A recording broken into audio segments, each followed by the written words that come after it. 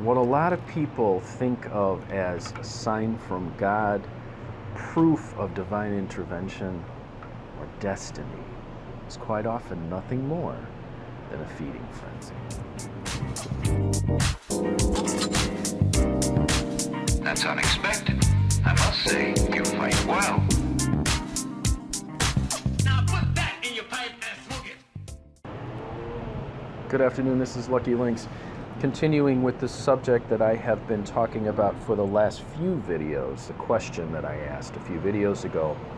What if there were a magical war going on right now? Would it explain things? Would it explain what's going on in the world? Would it explain what's happening in your life? People have been interacting, commenting in the comments section below. And it's been very interesting to read everyone's comments, and it's been very interesting to sort of address people's questions as they come up. And I'm encouraging all of you to take part in this conversation and put your comments in the comments section below. There's a concept that I brought up alluded to in a couple of these videos that some people have picked up, which I find quite interesting, and I'm glad they picked it up because it's an important one. Someone in the last video put in the comments section a story they were telling about, and I'm paraphrasing. If you want to go and read the story, it's in the comments section of the last video, which I'll link to this one. There was a church group that pulled a bunch of people together and brought them on a retreat. During the retreat, the leaders of the retreat were telling the kids, the college kids who were attending the retreat, that their mistakes were due to demons. They were getting everyone worked up into an emotional frenzy.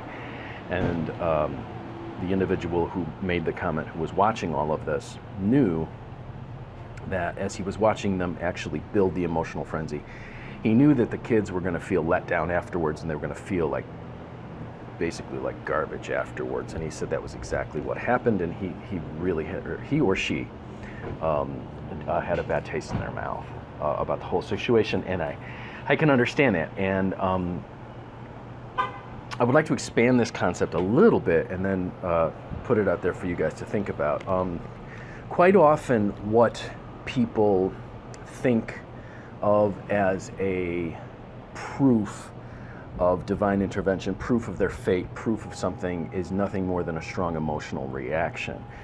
And I really didn't realize how important this video was going to be when I shot it, but I shot a video about why everything is happening in your life right now, having to do with the 12 links of causation that are part of the Tibetan teaching of the wheel of life. And one of those, or a couple of those, there's body, there's senses, and there's feelings. Those are three of the links on the wheel of causation that sort of keeps you going round and round and round this wheel, keeps you bound to suffering.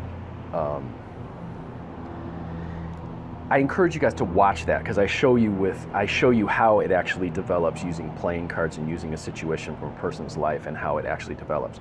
So the 12 links of causation, which I explained in that other video, why everything is happening in your life right now, it actually explains how we get stuck on this wheel of reincarnation, how we get stuck on the wheel of suffering, how we get stuck suffering and in the same situations over and over and over again, whether we realize it or not. And these strong emotional experiences that people think may be indications or signs of something profound happening are quite often simply grinding us and binding us more to that wheel that I talk about in that video. So, and if you don't buy the wheel, then I'm just going to put it this way. You probably had very strong emotional reactions in your life when you first met someone. You were intensely attracted to them. You thought, this is it, this is destiny. And then what happened is that you know, months later or years later, whatever, you break up, and then you go, why was I thinking that? What was that? You know, my feelings were completely off.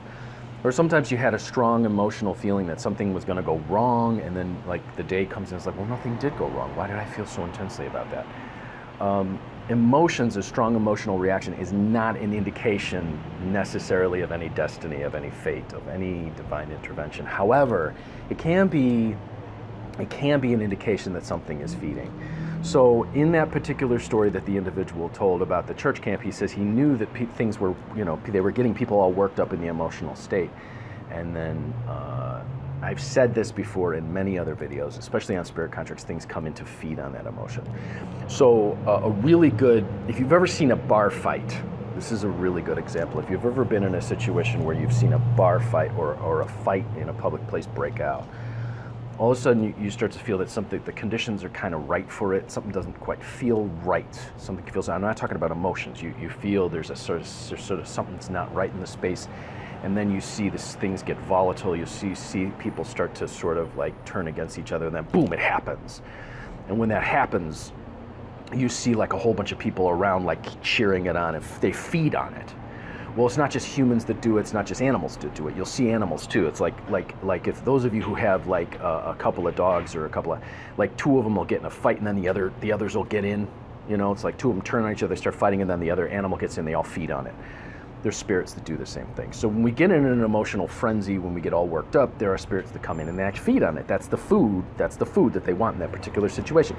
Now, those of you who read tarot and know how to read tarot, there's a phenomenon that happens with some readers, which determines, it's a very interesting phenomenon. Some people will start to get readings and then they'll get addicted to the high of hearing good news or hearing bad news, and what'll happen is that certain spirits will sort of feed on the high that comes from it, which is why it's very important that when you read, you learn to read from a place of equanimity or a place of detached observation. You can read it and it's kind of like the best way you can read is to not care what the outcome is going to be. It's like, oh well, you know, I'm coming from a detached place. I can see it. That way you can get greater accuracy, because those people who actually get like worked up by the reading or get worked, there's stuff that sort of feeds on that. So you'll see people get in a situation where they'll have highs and lows and they'll do readings, and then you're wondering why. It's like, why aren't you able to predict or see better what the outcomes of your life are? Well, because they're actually getting in a situation where they're addicted to the highs and the lows, and then what's the information that's being fed to them is actually encouraging that. But whereas if they could actually come from a place of detached equanimity or detached observation, they could actually connect to the deck more clearly and then get a clear read. Okay, those of you who are my students, I've talked about the two things that actually get in the way of any reading and are sure to make a reading go off. Well, it's like that in life too. It's like there's these strong emotional reactions that we get, and then we can't read a situation correctly. But not just that. There is spirit intervention feeding on that. Humans feeding on that. Animals feed on that. Think of this space as a great big buffet, and that the feeling, the emotion, all that energy, because that stuff is energy. It comes up. Something's going to feed on that energy. Just like when you see a bar fight or a fight in a public place, and people around start feeding on that. Or when you see an accident, and then there's, you know, and everyone's staring at the end, their feet, oh my God, that's horrible, look at that. And instead of just like going, wow, and moving on, they stop, they gape, they feed on, oh my God, look, that hurt, they're pulling that person out, and they feed on it, and they get, and his emotion comes up, and then they sort of like get an energy rush from it, or an adrenaline rush, or whatever it is. So what I want you guys to think about, the next step then in that, is that think about all those situations where people are put in a situation where whoever's running a group situation or a situation is sort of feeding them the emotion or the frenzy. So there's lots of churches that do that. They put people in a heightened emotional state and they put them in a frenzy. What's feeding on that energy? That's the question I'm going to ask you. You see it in these big marketing, there's these big marketing conventions where people all come together and it's like, woo! And then they get everyone worked up about all the money they're going to make and all this stuff. What's feeding on that? Okay, concerts, sporting events. People are worked up to emotional frenzy. Now you imagine a huge stadium full of people screaming and getting worked up on that. You got to imagine there's stuff coming in and feeding on all of that. What does the world look like if you think that all that stuff being raised, all that energy being raised, is becoming the food for something? Now, what does the world look like to you? Okay, now take it the next step. While that's going on, while that feeding frenzy is going on, and people are put consistently in situations where all this emotion is being raised out of them, remember that for every high, emotional high, There's going to be something's going to have to balance it out. There's going to be an equal low. Okay? So someone's going to have that high rush, and then they're going to have the low. It's just like drugs or drinking. They get the high, and then after the drug, there's going to be an equal low because it's taken them completely out of balance. All right? So, what? Now look around in the world right now and what's going on. There's fires happening all over the world. There's earthquakes happening all over the world. People are pilfering, stealing. They're taking advantage of us. They're putting the wool over our eyes. They are putting people in horrible situations. There's homelessness that's not being addressed. There's deforestation. There's medicine that's malpractice and poor medicine happening, and people are sick. And there's all these things that need to be tended to. There's all these things that people really need. There's all this stuff going on in the world. There's ruins being ransacked and stuff being stolen from ancient ruins. There's stuff being stolen from forests. There's animals being killed. There's all this stuff going on in the world. Meanwhile, you've got all these big situations around. You can start to think about all the situations that happen. I mean, even a successful TV show will put a whole bunch of people in a situation where there they are for an hour for that week and getting emotionally pulled up and down. And now all of this stuff's coming in to feed on that. At the same time, while that's happening, stuff over here could be going, all right, now that you're occupied with that, I'm going to take this. So start to watch when you see people in a political fight, the emotions get high, and then all these people start to come in and feed on it, right? What do you think is feeding on that? Now, once you ask yourself that question, I'm going to ask you this question.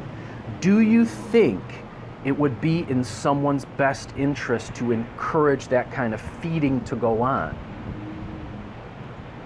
If it is, who do you think those individuals who would benefit from that pray to or do magic to? And what do you think all of that emotion is being used for? All that power that's being raised, do you think that maybe they might be dedicating it to something or someone to feed on? And do you think that there's a possibility of some kind of magical arrangement between some kind of being, some kind of human, or type of human, who might be making an arrangement to put people in this state where that emotional state is raised, and then something happens where that being or beings can feed on it? Now, for the individual who made that first comment in my last video, I'm going to say this. The counselors, whether they knew it or not, were working in tandem with whatever it was that was feeding on that frenzy that they were putting all those college kids in. So they raised all the emotions, took all that energy off of them, and like you predicted, the college kids felt depleted afterwards. Well, yeah, because something came and fed on all of that. Okay?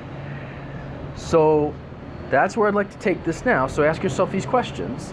I'm putting these questions out there right now for you. Put your answers in the thing below. Please, people are trying to text me personally. It's like, no, I'd actually like this to be a public discussion. It's like this is not really a private conversation. I'm not doing these as public videos so that people call me privately to tell me their opinion. I really would like this to be out there for the public to see. So put your opinions out there. Have some courage. Put your opinions out there. Put the stuff out there and say, hey, what could it be? Now, and notice I'm not saying that this religion is good and this religion is bad, because there's all sorts of religions and all sorts of people out there that put themselves in an emotional state. So, for example, you'll see it in a Catholic church. They'll put people in, they'll try to get people's emotions worked up. Or in a Baptist church, they'll really try to get people's emotions worked up. You'll see the same thing at these, you would see it at these New Age guru conferences. They get people, well, we're going to heal your trauma. Well, they got everyone crying and rocking back and forth and releasing all of their pain. What do you think is coming in to feed on that? Or they put them in a place where we're going to join hands and we're going to give love. What do you think is coming in to feed on that? Because I'll know this, and this is where the tarot is beautiful.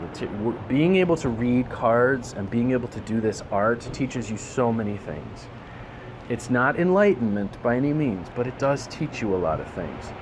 When you watch people get all emotional over doing readings, They can't see things clearly. Just like when someone's in a religious situation or a new age situation or even a work situation where they got people together at a work meeting and everyone's getting all worked up in a frenzy. First of all, no one sees things clearly because they're caught up in the emotion. That's the first part. Secondly, the people in the room are feeding on all that emotion. There is going to be a great letdown. So for whatever the high is, there's going to be an equal low. And there are other things in the room that are coming in to feed on all that, like it's a buffet. Whose best interest would it be in to encourage systems, situations, and circumstances where people are in those things feeding? And do you think those people who might be putting people in those situations might have an agreement with some kind of being, some kind of deity, some kind of something else that might want them to actually put people in that situation so they can come in and feed on it? I am Lucky Lynx, as always, wishing you success and good fortune in all that you do. Please join in the conversation. Put your comments or your questions or your impressions in the comments section below. And hey, if you would like to get a reading from me, 779-302-8009 or conjurehope@gmail.com. And if you would like to learn how to read the tarot, I've got a class on how to read the beginning tarot. I got a class on how to read intermediate to advanced tarot. I've got one on how to read beginner Lenormand cards, one on how to read a Lenormand Grand Tableau. I've got one on how to read crystal ball, one on how to read playing cards, and one on how to read the Mexican Loteria. I'm thinking about doing an advanced playing card class. Let me know if that's something you'd be interested in. I'm thinking about doing that as well. So, if you like these videos and you would like to donate to help keep them coming, I'm going to put my PayPal, my Venmo below. To all of those people who've been donating, thank you so much. I really appreciate you guys. So keep on the conversation. Please like and share these videos, subscribe, and spread them everywhere, because I'd like to get this as a dialogue. People are, this subject seems to be hitting people because they're reacting quite a bit. And those of you who have been trying to contact me privately, it's like, I understand this is like affecting you quite a bit. But please put the comments in the thing below so other people can see them, and it can be a dialogue, not just sort of a monologue. So you guys have a great weekend. Enjoy the new moon. I will probably be posting a new moon reading tomorrow. But if I don't talk to you before then, enjoy the new moon and enjoy the weekend.